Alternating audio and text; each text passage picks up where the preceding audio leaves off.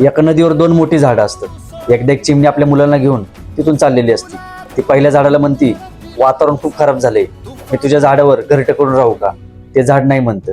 ती पुढच्या झाडापाशी जाते, तेव्हा ते झाड हा म्हणतं आणि चिमणी त्या झाडावर घरटं बनवून आपल्या मुलासोबत राहते. थोड्या दिवसात मोठा असा पूर येतो आणि त्या पुरामध्ये जे झाड त्या चिमणीला नाही म्हणलेलं असतं ते मुळासकट उपटतं आणि वाहून चाललेलं असतं.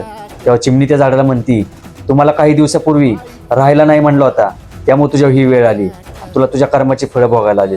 तेव्हा ते झाड हसतं आणि त्या चिमणीला म्हणतं, मला माहित होतं की माझी मुळं कमजोर झाली आहेत, त्यामुळे मी जास्त दिवस टिकणार नाही. मला तुझं आणि तुझ्या मुलांचं भविष्य मला धोक्यात टाकायचं नव्हतं, म्हणून मी तुला नाही म्हणलो.